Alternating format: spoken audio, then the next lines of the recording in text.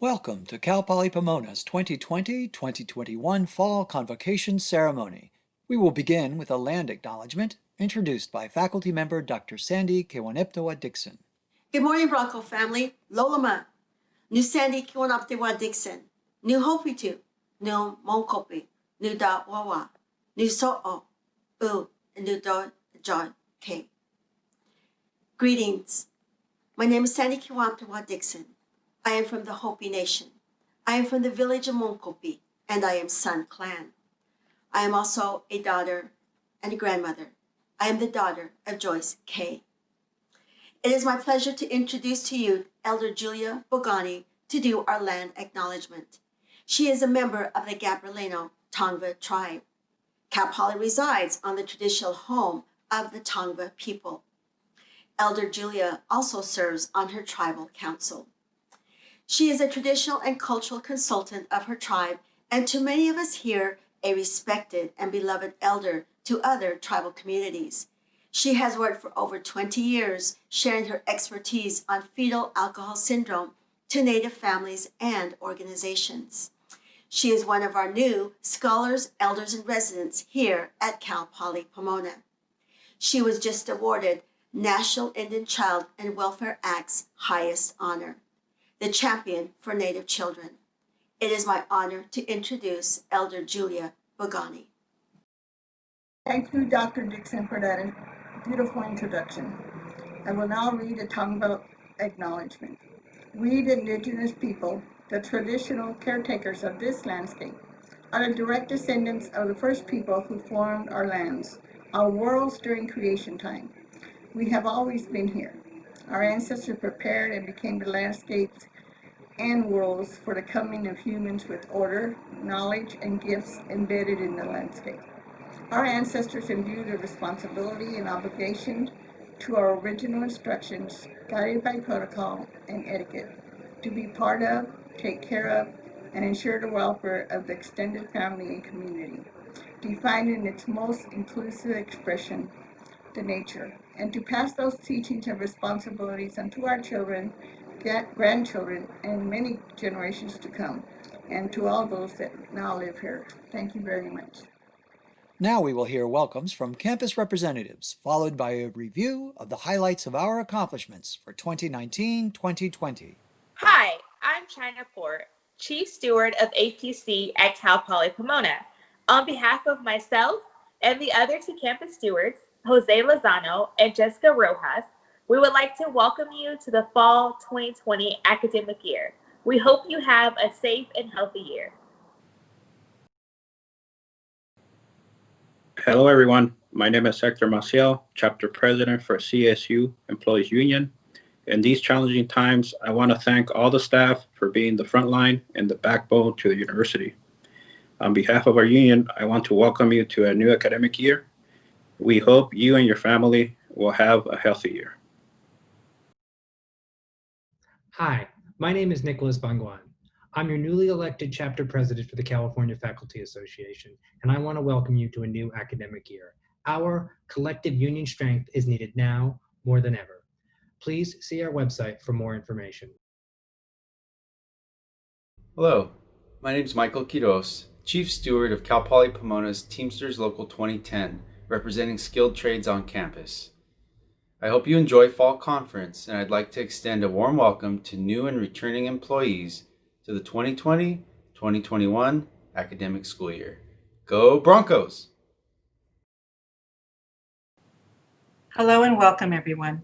Staff Council formed in 1962 with the purpose of engaging in service to staff and the campus community, endeavoring to enhance the recognition and worth of staff at CPP.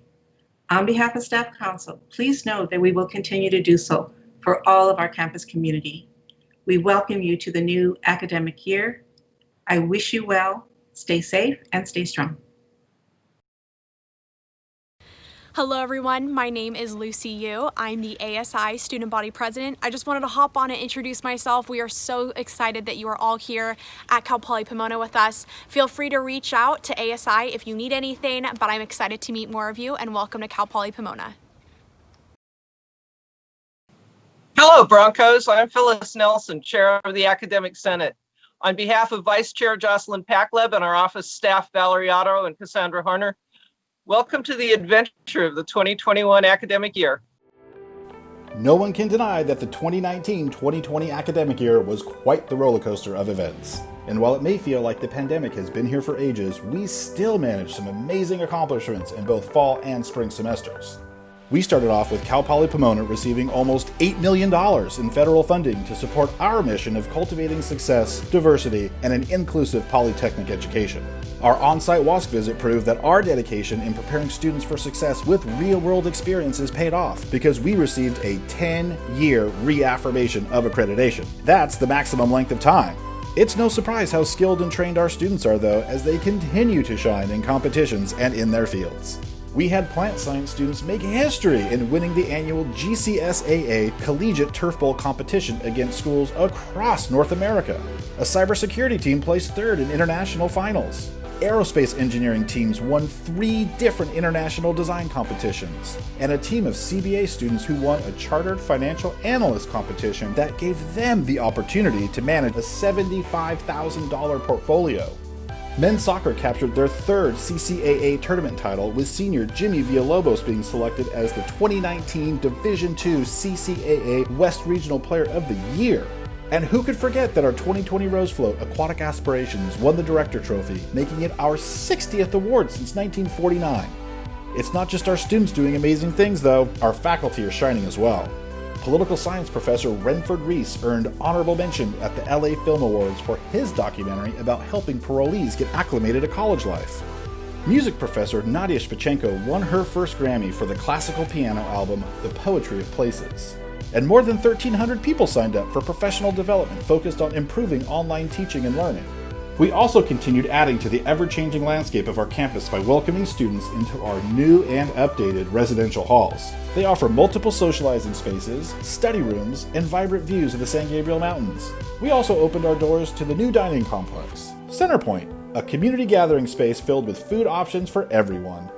It wasn't long after, though, that COVID-19 forced the university and the world to transition into a digital environment. Despite it being a challenge for everyone, Cal Poly Pomona was still able to achieve some amazing things. The Bronco Cares Basic Needs Program partnered with IT and IP and the library to loan out 201 laptops and hotspots to make sure all of our students had access to their courses. Not only did they give out over $450,000 in emergency grants to students who were struggling financially, but the university also quickly distributed $14 million in Federal CARES Act aid to more than 18,700 students. The BAC helped students navigate through these uncertain times even more with their virtual advising sessions, where they helped over 8,000 students. Faculty shifted over 5,100 classes to deliver instruction virtually in a matter of weeks with the help of the Center for the Advancement of Faculty Excellence, making sure students still received a polytechnic education and graduate on time. Speaking of graduation, while our traditional commencement ceremony was postponed, a disappointment to many, that didn't stop students from celebrating their achievements. From digital messages from valedictorians to social media hashtags and campaigns to a digital graduation wall, we found ways to make all 6,431 graduates feel proud. We also welcomed a few new Broncos to our campus community. Christina Gonzalez, VP of Student Affairs. Pat Hawthorne, Dean of the Library. Even though we were all apart, the campus continued to create opportunities to connect virtually through events such as online research showcases, an ASI Beat virtual concert, IOTA remote work webinars, and even virtual field trips were offered by Agriscapes. We still have challenges ahead, but the 2019-2020 academic year showed us just how passionate and resilient we are as Broncos. And as we start another academic year, we are inspired by what we have accomplished together. Thank you, our dedicated faculty and staff. It's because of you that we were able to make all of this happen. Go Broncos! Please welcome your president, Dr. Soraya M. Coley. Hello, and welcome to Cal Poly Pomona's 2020 Convocation. As the kickoff event to our annual week-long fall conference and the segue to the academic year, Convocation is our moment to join together, to recognize our progress over the previous year, consider what is to come, and reaffirm our commitment to being an inclusive and diverse polytechnic university. I'm speaking to you live from our Media Vision studio on campus. In preparation for today, we've planned carefully to ensure that we're following all necessary protocols and guidelines so that everyone involved stays healthy and safe. I'm grateful to our colleagues in facilities, information technology, and media vision for their expertise and commitment to our campus community.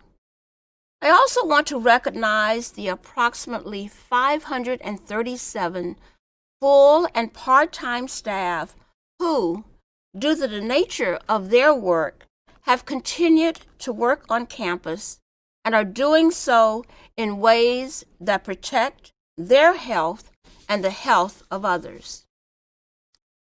I want to express my gratitude to Dr. Sandy Dixon, Chair of our Department of Ethnic and Women's Studies, for introducing the land recognition that opened our broadcast, and to Ms. Julia Bogany, who serves as cultural consultant and a member of the Tongva Tribal Council.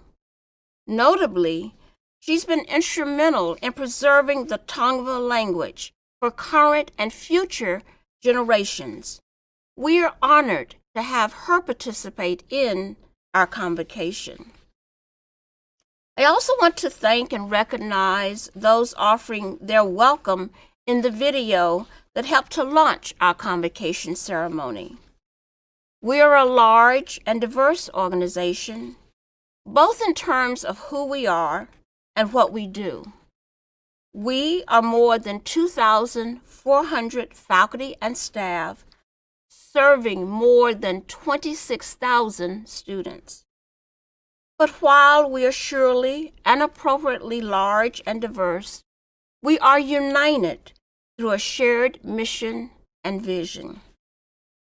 Across our colleges, departments, divisions, and units, we are, as our strategic plan so elegantly puts, cultivating success through a diverse culture of experiential learning, discovery, and innovation. And regardless of our role, this shared goal is what continues to drive our progress. Convocation is an event anchored in tradition. At a time when our normal operations have been so thoroughly disrupted, it is the unofficial things we share that become more important than ever. First and foremost, we take a moment to recognize the newest members of our campus community. To all the faculty and staff who have joined us in the past year, I offer my most sincere welcome.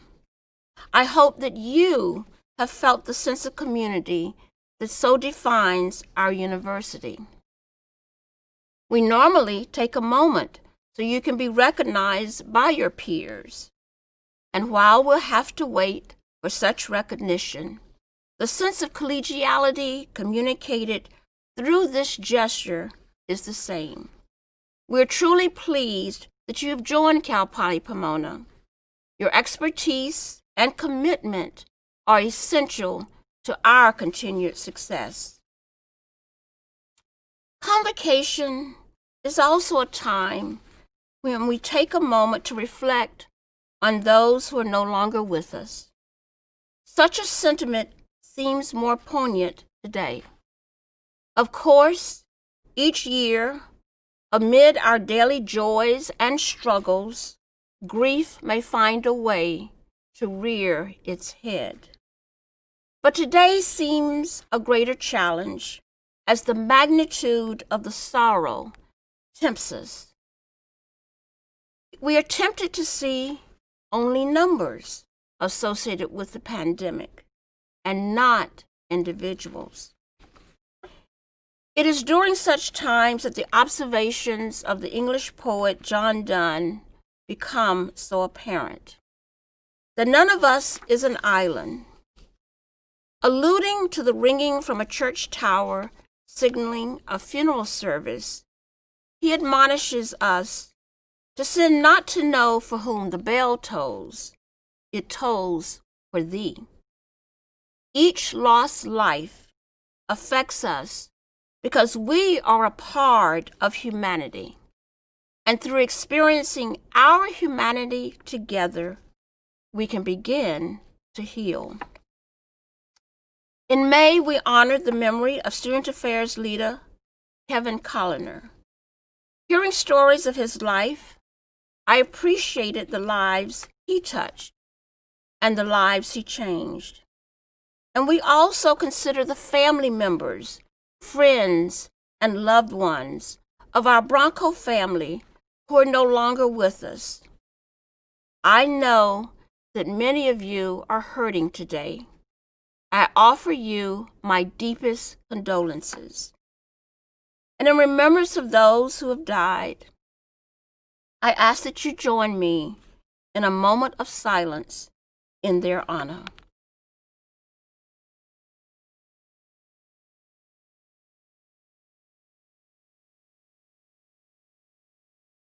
Thank you. We have so much to be proud of as an institution. We continue to be a modern, diverse, and inclusive polytechnic university. In my remarks today, I will take the opportunity to celebrate our recent accomplishments and point to a future that is bright. But this sense of hope and achievement does not betray an ignorance or a callousness about the reality faced by our campus community, our state, nation, and the world. When we gathered for convocation this time last year, I'm sure none of us could have imagined 1 year later we would be in the midst of a global pandemic, a scourge that has claimed nearly 800,000 lives worldwide and flattened the global economy. Without a doubt, we have all been impacted in some shape or form, a truly heartbreaking reality. In terms of Cal Poly Pomona, it is not hyperbole to say that the coronavirus pandemic represents the greatest disruption to our normal operations in the 82-year history of our university. The only comparable moment takes us back to the 1940s and World War II, when the campus closed completely for 3 years. The difference, though, is that back then, Cal Poly Pomona was still in its infancy, and the enrollment was decades away from the tens of thousands of students studying here now. Compounding the effect of the pandemic are justified concerns over the subsequent and severe decrease in state funding and what it means for our university. I mourn the impact that these circumstances are having on all of us. Like you, I have moments of deep contemplation about how you, our faculty, staff, and students, as well as our communities, are faring and coping. These are truly difficult times.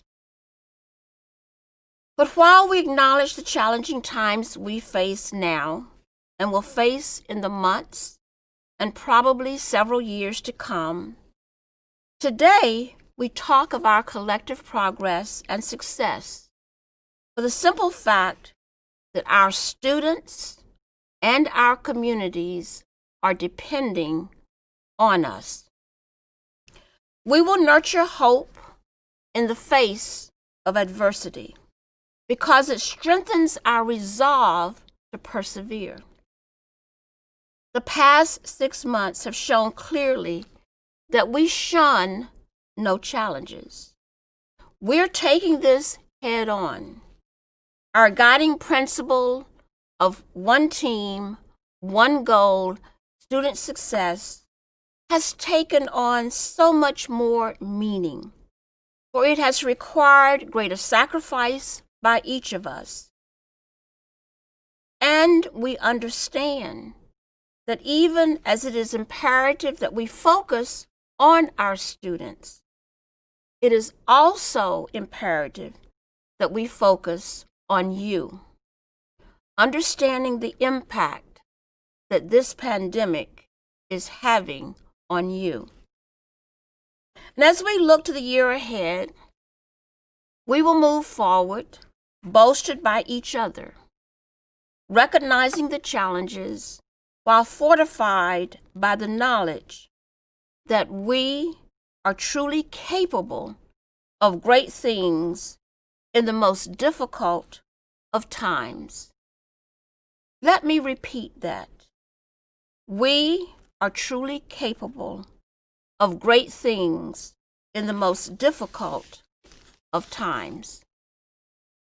And as this entire event will be posted online shortly after we close, I would encourage you to go back and look more closely at our highlight video. With all that has happened recently, it would seem impossible that we still have accomplished so much. But such is the drive of the Cal Poly Pomona community. And in true Cal Poly Pomona form, for each achievement noted in the video, from reaffirmation to our institutional accreditation, to a Grammy Award, to excellence on the soccer pitch, 10 other accomplishments could have been acclaimed. What is more, behind each triumph are stories of the people who make Cal Poly Pomona such a distinguished institution. Allow me to delve into one such example. The video mentioned Cal Poly Pomona making history at what is affectionately referred to as the Turf Bowl. Each year at their golf industry show, the John Deere Company and the Golf Course Superintendent Association of America hold a national competition that draws competitors from universities across North America to be tested on their knowledge of all aspects of the turf grass industry. They're grilled on everything from grass science to soil physics and from business management to pest control. Going up against large research universities like Purdue, Penn State, and Virginia Tech, we consistently finish in the top 10. This year's Turf Bowl was held in January in Orlando, Florida, before the pandemic announcement. And for the first time, we won the entire competition. But that amazing result only tells a fraction of the story, a story that is uniquely Cal Poly Pomona. Since schools can send multiple teams of 4 students, we sent 3 teams. In addition to winning it all, 2 of our teams finished in the top 10, and all 3 were in the top 30. We were the first school ever to place 2 teams in the top 10 in the same year. We were the first school ever from the West Coast to win the competition. We were the first school ever with a woman as a team member to win it all. In fact, 3 out of the 4 members of the winning squad are women. And we were the first school with a woman as the team's faculty advisor to win the competition. So I'm pleased to send extra congratulations to Dr. Priti Saxena in the Department of Plant Science. And even as wonderful as this achievement is, success like this is happening across our campus. And so more than anything, at this year's convocation, I want to thank you all for your commitment to excellence. You are changing lives and changing communities. And when I think about the difference you make through your teaching, scholarship, research, and work, I'm reminded of an interview last year given by David Kerp, Emeritus Professor of Public Policy at UC Berkeley. He's written extensively on education policy and practice. Speaking of the CSU's efforts to improve graduation rates, he made a powerful observation about the role our graduates play in our communities across the state. He said, "If all the University of California alums disappeared for a day, we'd soldier on. But if all of the CSU graduates disappeared for a day, the state would stop. Traffic lights wouldn't work, the weather system wouldn't work, and there'd be no one teaching in the classrooms. There'd be no police, fires would just be burning. The Cal States are California." And this has never been more true. And recovering from the pandemic will require individuals who know how to think critically and compassionately, are experts in technology, and have a global perspective. Most importantly, our state will need individuals who have learned by doing, know how to apply theory to practice, and are ready to make an impact when they leave our campus. Each year, more than 5,000 of our graduates are prepared to do just that. And after completing their time at Cal Poly Pomona, they move on to a host of opportunities in work, civic engagement, and public service. And in whatever they pursue, they go with the skills and the attributes critical to be leaders in their communities. Each of you have a role in making this happen. At its core, Cal Poly Pomona is its people. And through our commitment and collaborations, we are truly making a difference. Back in January of 2015, as I assumed the presidency, I gave my first talk to the Cal Poly Pomona community. I had spent months contemplating what I might say, asking myself, if I were a faculty or staff member, what would they like to know? Those months of introspection became a theme that I have returned to time and again in the 5 years that have passed since then. I titled my message back then, "My Journey to You, Our Journey Together."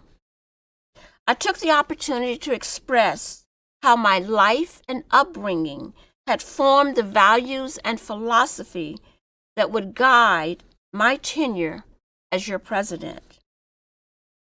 In laying out my journey to you, I talked about my family, my mother and father, and how the value of education was ingrained in me from my earliest years. I talked about growing up in a legally segregated community in North Carolina and attending legally imposed segregated schools, and how those ignorant and racist boundaries instill within me a lifetime of determination to do all in my power to eliminate the barriers that divide people, one from another, and seeks to perpetuate an inferiority mindset. I talked about being among the first classes of co-eds to attend Lincoln University in southeastern Pennsylvania, and how the mentorship of committed faculty put me on a trajectory to a doctoral degree and a career in academia.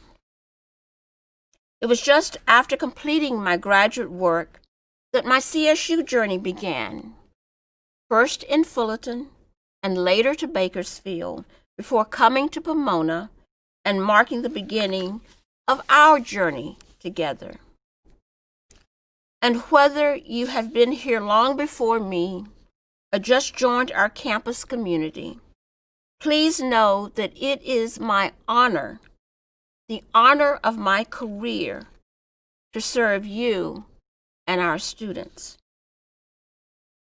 In that first address to campus, I asked us to imagine that we are climbing one of the peaks in the nearby San Bernardino Mountains. After years of economic fallout from the 2008 and onward Great Recession, we were scaling to a higher plateau where we could rest and regroup. It was at this figurative plateau that we engaged in a far-reaching campus-wide strategic planning effort. With the University Strategic Plan, the Academic Master Plan, and the Campus Master Plan, we embarked on a broadly consultative process, drawing on the insights and expertise of our entire campus community to lay out an ambitious blueprint for the future of our great university. And indeed, working together, we did go to even greater heights. Under the system-wide Graduation Initiative 2025, and with the leadership of Dr. Terry Gomez and the deans, department chairs, and staff in the colleges and other student advising units, including those activities led by Dr. Cecilia Santiago Gonzalez, we were leading the way as one of only 2 campuses to show progress across all the key measures. Over the past 5 years, our 4- and 6-year freshman graduation rates and 2- and 4-year transfer graduation rates have all gone up. First-year retention rates are up, and we continue to shrink the equity gaps factored by ethnicity. But we will always have more work to do, but your commitment and our teamwork is paying off. And even with the extraordinary challenge posed by a global pandemic, we continue to climb that mountain.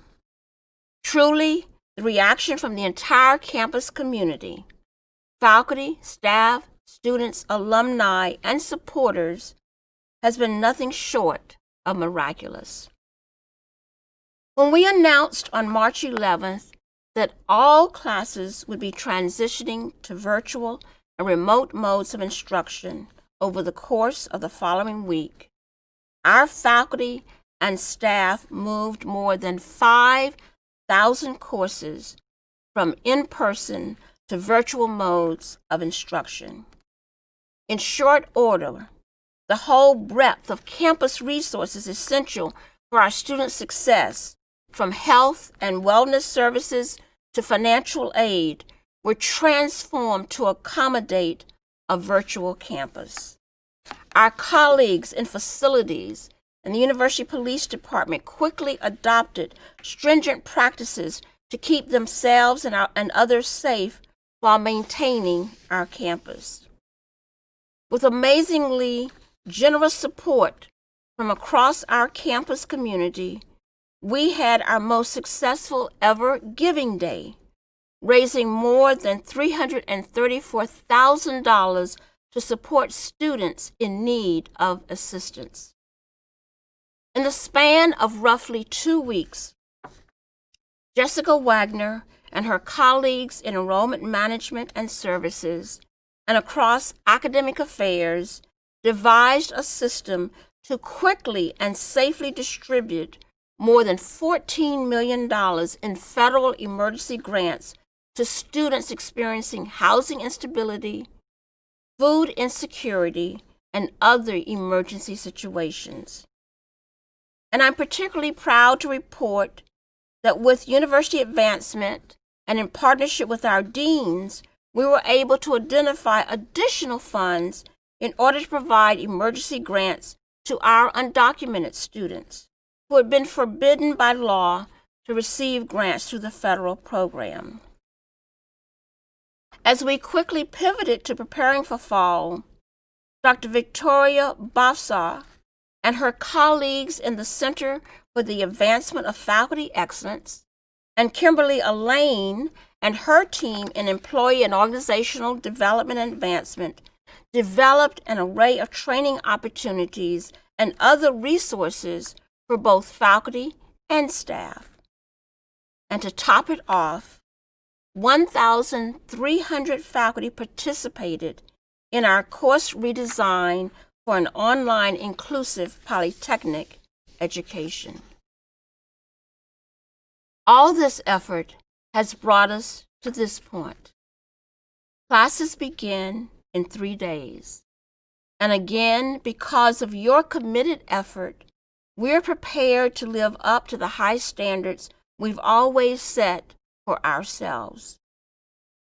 In our response to the pandemic and planning for fall, we have continued to keep two priorities as our principal concerns: the safety, health, and well-being of our campus community and those with whom we interact, and the ongoing success of our students. I am grateful to Provost Sylvia Alva, the vice presidents, deans, and all their colleagues in administration and throughout the colleges for the extraordinary effort that has gone into preparing for this moment.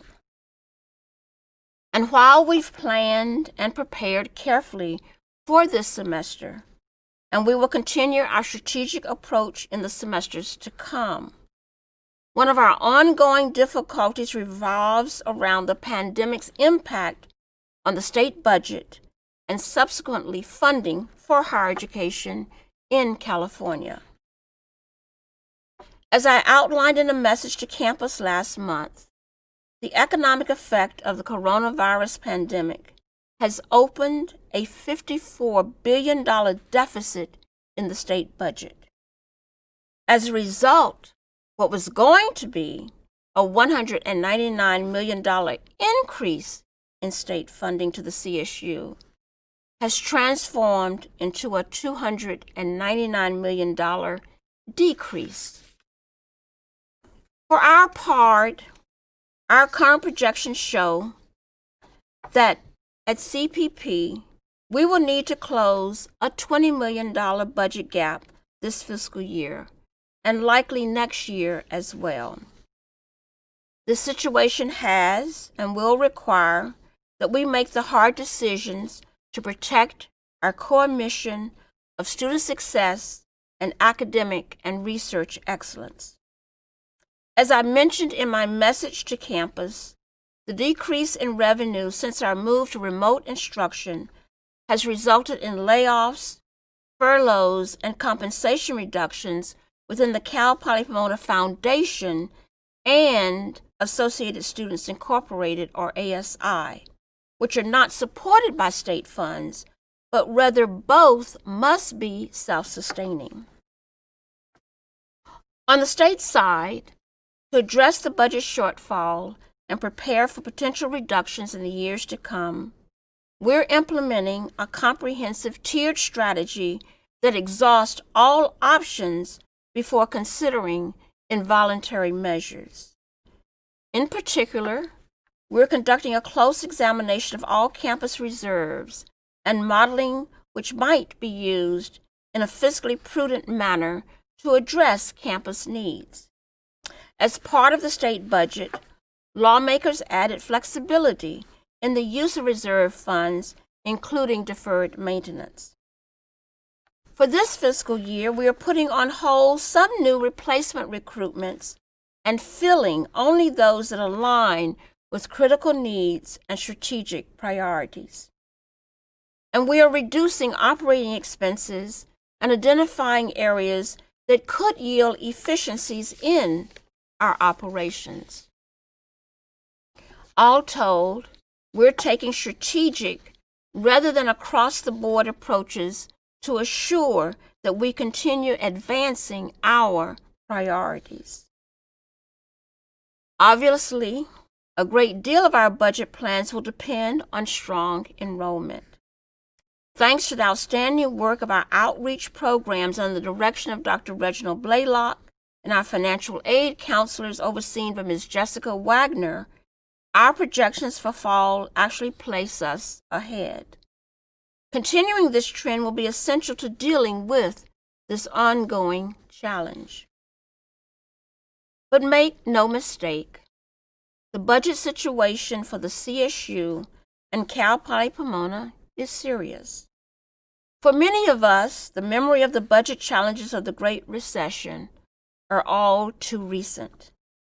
Please know that we are approaching each alternative with intensely measured care, keenly aware that each step we make impacts people's lives, and we are especially doing everything possible to maintain personnel during this period.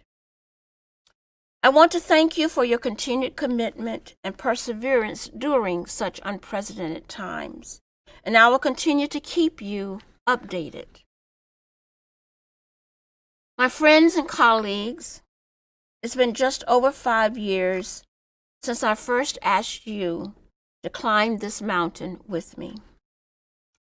I could not ask for better companions to share this journey. It is during the challenging times that you inspire me the most. And while we now have a steep hill before us, please remember that we are traversing it together. Let us continue to support one another and look for ways to strengthen and encourage, because as we do, we are reinforcing our foundation for generations more to come.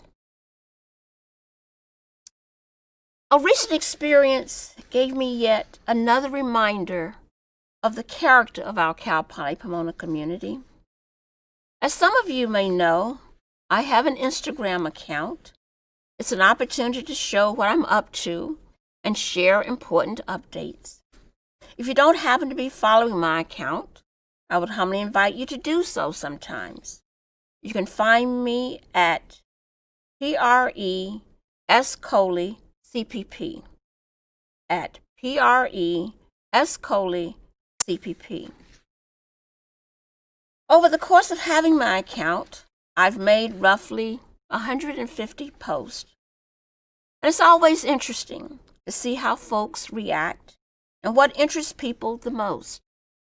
I was particularly touched to see what was the most liked post, the one that garnered the most attention and interest.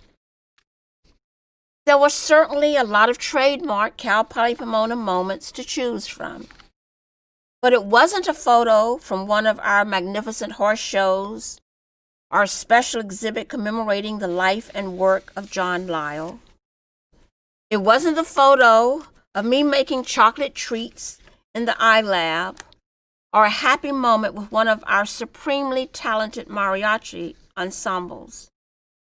It wasn't the hot dog caper or the opening of the Project Blue riparian habitat behind Building 1 or Halloween at the Child Care Center. The most liked post was from July 9th of this year, when I announced that the CSU had joined the lawsuit to protect our international students from a misguided federal policy that threatened to prevent them continuing their studies in the United States. I think this resonated with individuals because it was a public affirmation against the denial and limiting of access and opportunity to education. And it is vital that we remain equally vigilant for those who remain underrepresented within our country. While not the most scientific of samplings, this certainly reaffirms what I see among our campus community each and every day. Our faculty, staff, and students are engaged with each other, with their communities, and the world. We oppose injustice, and we seek to live our values. As an institution so committed to student success, inclusion, diversity, and social responsibility, Cal Poly Pomona attracts and nurtures this kind of sentiment. And I believe it is one of the primary reasons that we have such remarkable faculty and staff at Cal Poly Pomona. In preparation for Convocation, we asked a few members of the campus community to talk about their experiences at Cal Poly Pomona. We've taken a few of their responses and produced a video that, while showing different experiences and perspectives at a fundamental level, it illustrates what unites us as a university. Please enjoy. I'm an associate professor in the Animal and Veterinary Science Department. Academic coordinator at the Kellogg Honors College. Professor in the Political Science Department. An outreach counselor. And I've worked here for 28 years. For 6 years. For a year. For 18 years. Over 6 years. For 24 years. 7th year at Cal Poly Pomona. I am so proud of the profession that I've chosen because I feel like being a professor allows you to keep growing and keep learning with your students. It allows you professionally to find your path.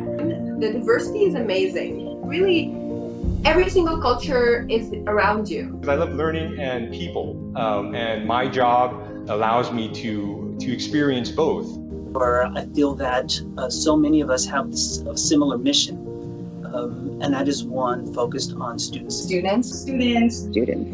I see what a huge difference that our education can make. I see how we make them more confident. We make them be able to advocate for themselves and others. It's making them a full person. And I take incredible pride in that. The most rewarding thing about teaching and working at Cal Poly Pomona are the students. Just being a part of their journey with them and making a difference is really what drives me. And so for me, it's always the student. It's always seeing myself in the student. I'm very proud of my involvement with the students and empowering them. It's been wonderful to be a part of that. Pay it forward at home, to play the role that my mentors played for me, and to launch students into their careers or to get them through college when they're going through their toughest times. And so for me, it's just a dream to be able to do that every day.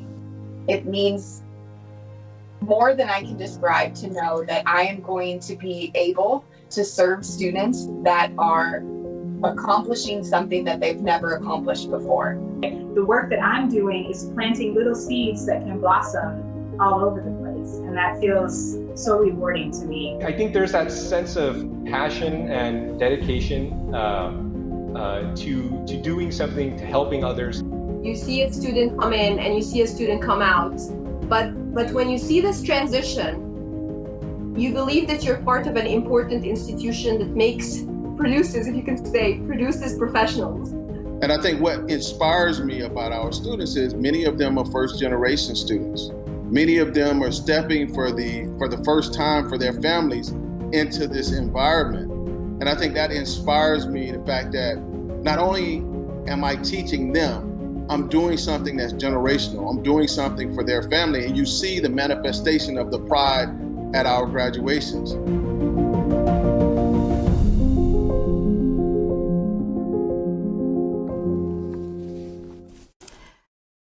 Thank you to all those who shared their thoughts and experiences for this touching video that exemplifies what it means to be a Bronco.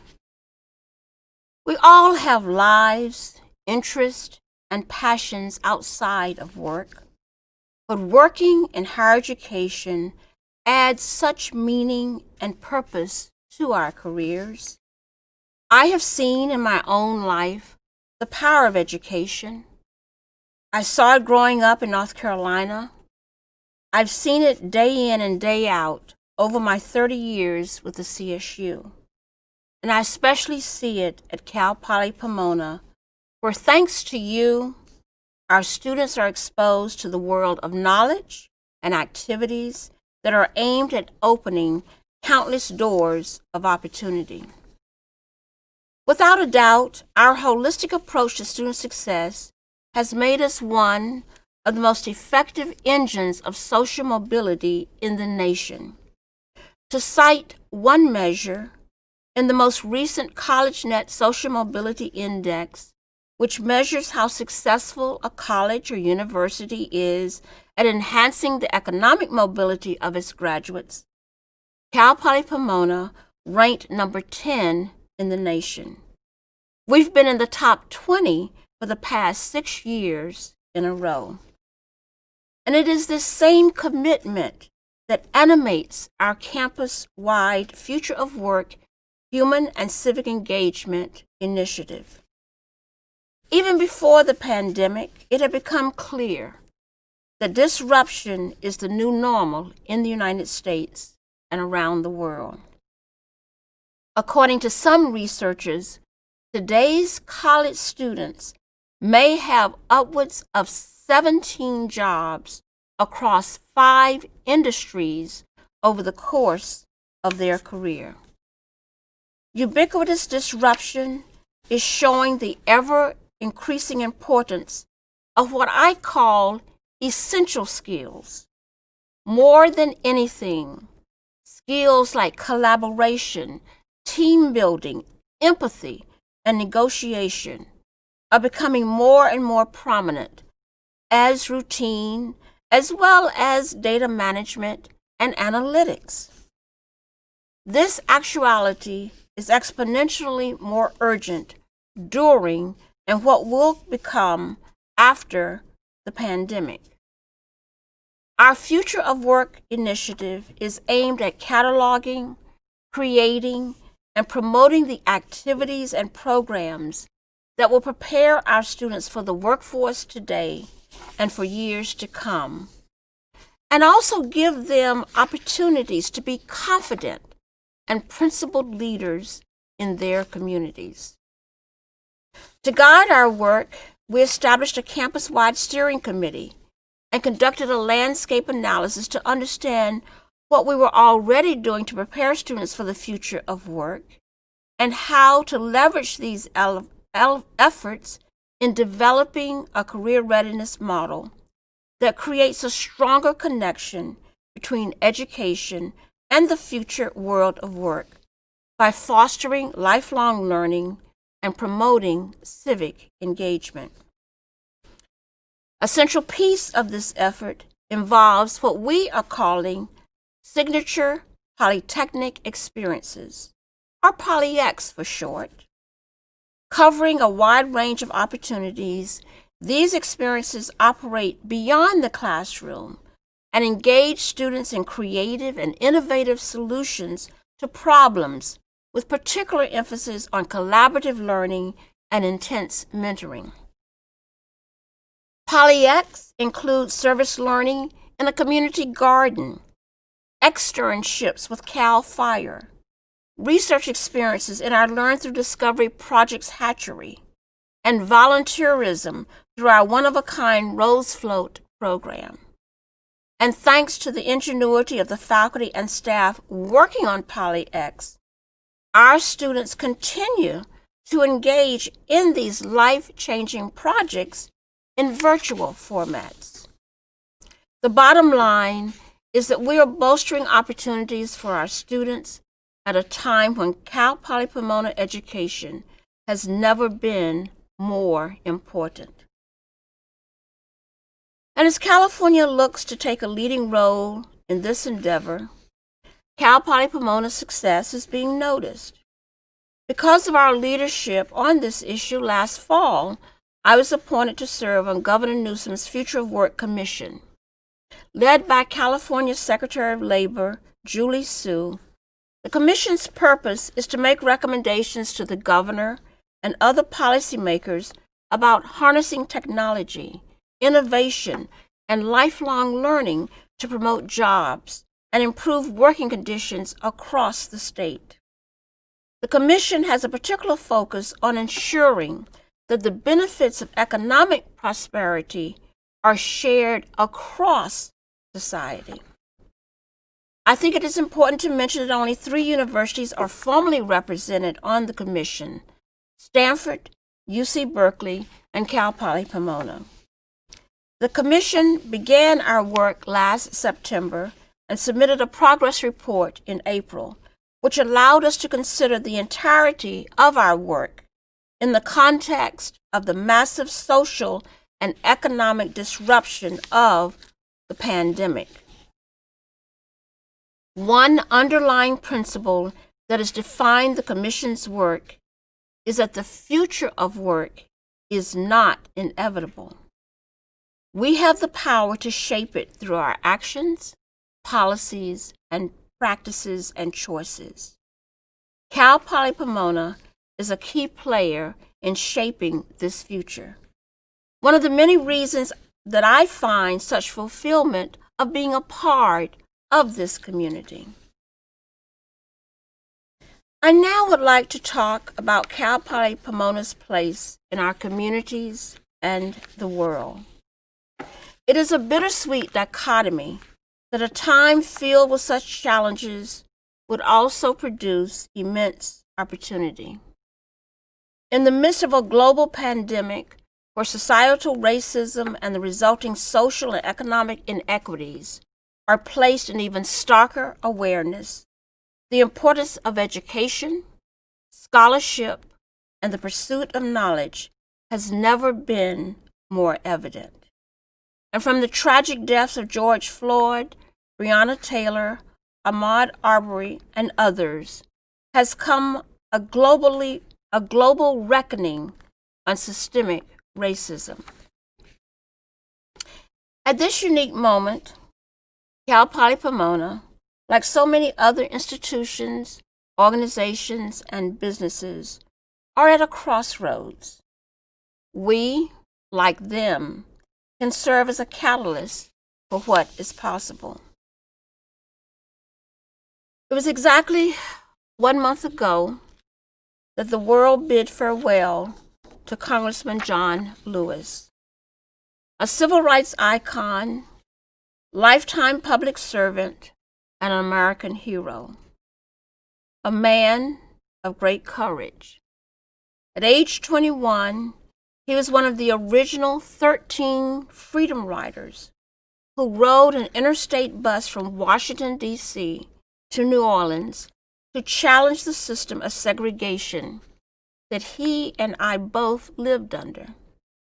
On August 28, 1963, a 23-year-old John Lewis spoke of freedom on the steps of the Lincoln Memorial, just moments before Dr. Martin Luther King would share his dream. 2 years later, his skull would be fractured by a state trooper in Selma, Alabama, as he crossed the Edmund Pettus Bridge. He would go on to serve as a member of the United States House of Representatives for 3 decades, up until his death last month.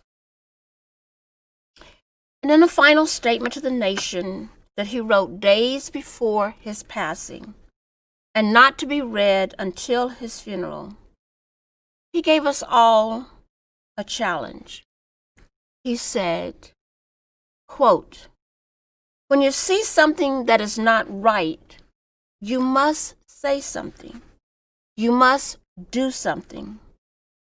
Democracy is not a state, it is an act. When historians pick up their pens to write the story of the 21st century, let them say that it was your generation who laid down the heavy burdens of hate at last, and that peace finally triumphed over violence, aggression, and war." Unquote. And universities play a unique and critical role in society. By design, they question convention and established thinking, whether it's finance, literature, physics, hospitality, or civil engineering. We examine all the assumptions in the pursuit of knowledge. And public universities play an even larger role, considering our special commitment to ensuring that all have an opportunity to learn in an environment that is welcoming, inclusive, and affirming.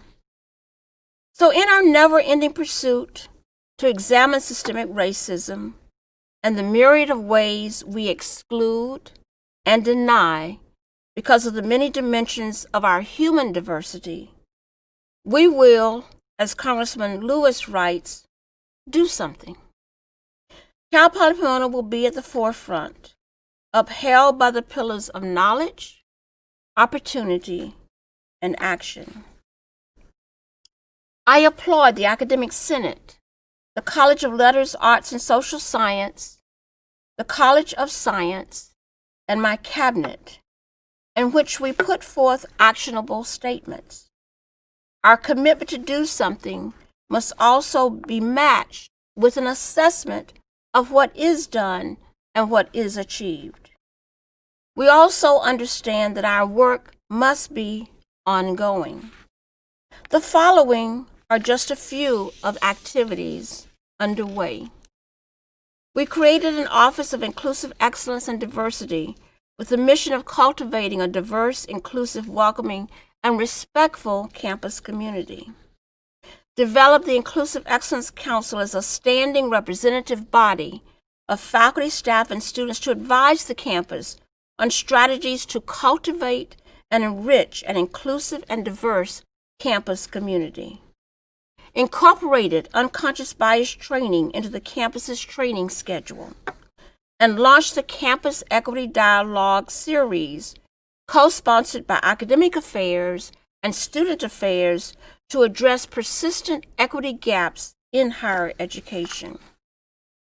We will continue to pursue change and achieve progress, and we know that this work is only accomplished through individual commitment and collective action, including understanding the insidious nature of and impact on those who experience microaggressions on our campus. In closing, I share with you this photo of two of our newest Broncos. On the left is Wenda, on the right is Brooklyn. These two foals were born at our renowned Arabian Horse Center during the pandemic. To me, these two beautiful creatures are ongoing reminders that the work of our university goes on. The challenges we face are not easy, but it is our intentionality that propels us forward, united in a shared vision.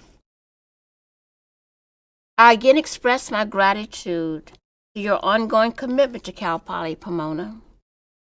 Over the course of my remarks this morning, I've used the phrase campus community a dozen times. This is not an empty phrase. Campus community defines who we are and explains why we are successful. Speaking of community, I hope you've had the opportunity to enjoy the regular installments of #CPP Together. Launched after we moved to a virtual modality, these communications have reminded us that we remain a community even when we're physically separated.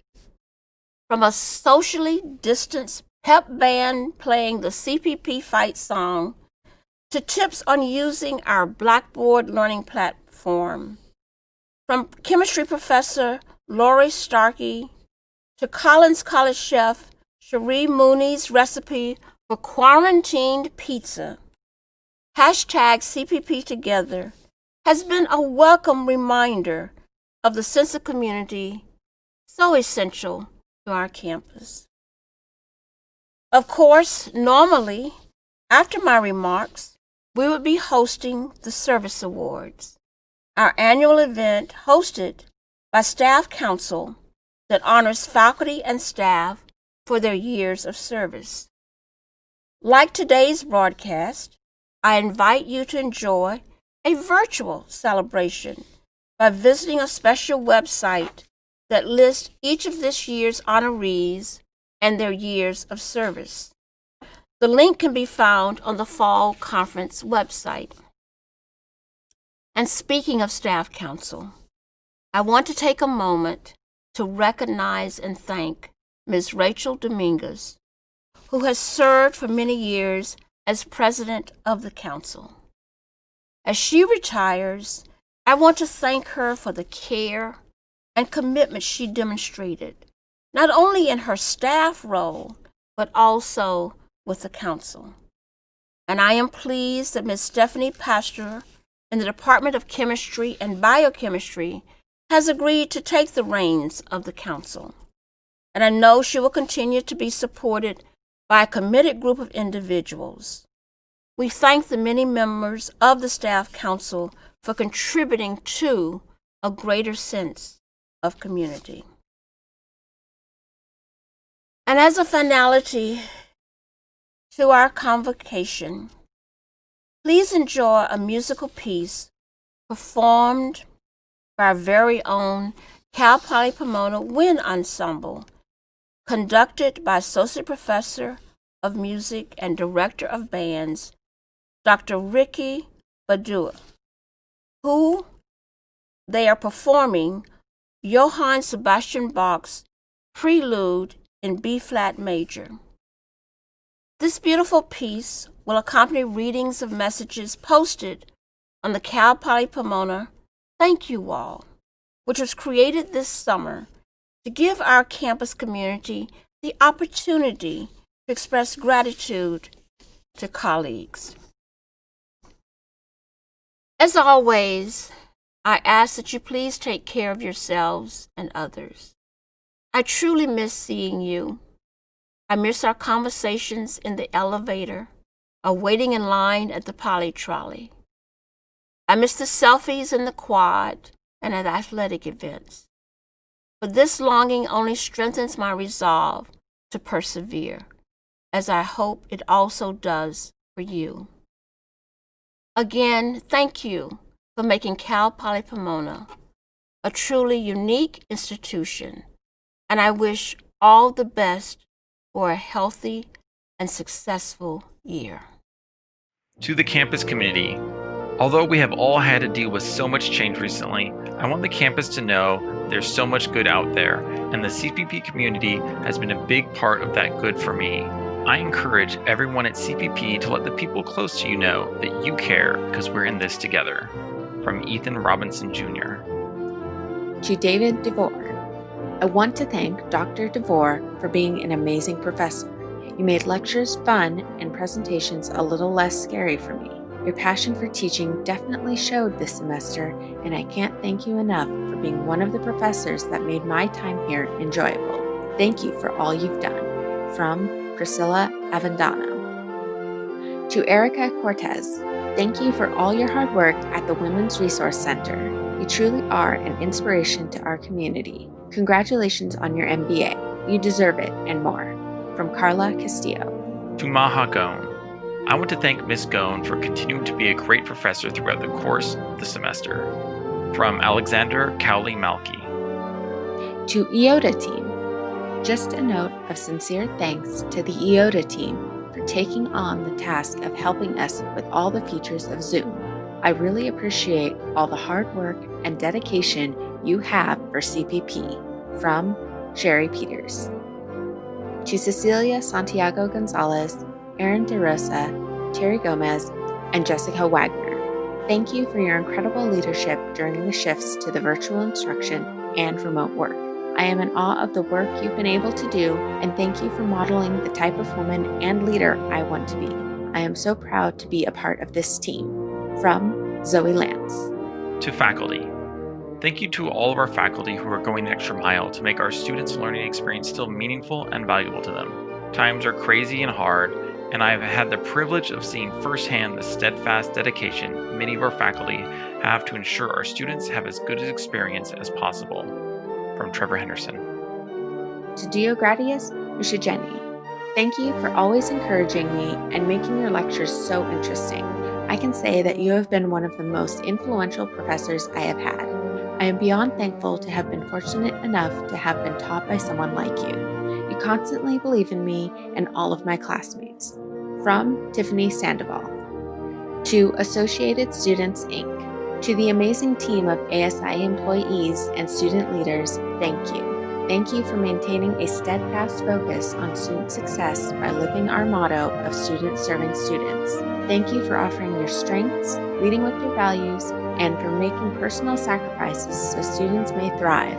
Onward, ASI CPP. From Liz Rusa Millar. To Marissa Martinez. Thank you, Marissa, for going the extra mile during the time of an unprecedented pandemic. Your assistance and determination has helped maintain remote operations. Your level of service and commitment are priceless. #CPP Together. From Cassandra Horner. To Sherry Peters, thank you for being awesome, like all of the time. From Ed Venegas. To Tambra Williams, thank you, Tambra, for keeping our office running during remote work, being flexible with the many changes, and taking on new challenges related to COVID-19. I appreciate that you're looking out for all of us and ensuring that our team is safe and playing by the rules. Thank you. From Esther Tanaka. To ECS Professor Anushi Senevaratne. Professor, in the past year and a half of knowing you, I have learned so much. You have made a difference in how I see school and the type of teacher I want to become. I want to thank you for all the laughs, all the advice, and most importantly, I want to thank you for your guidance. Thank you for everything. From Amanda Spring. To CPP. Thank you all. From Huiyi Chen.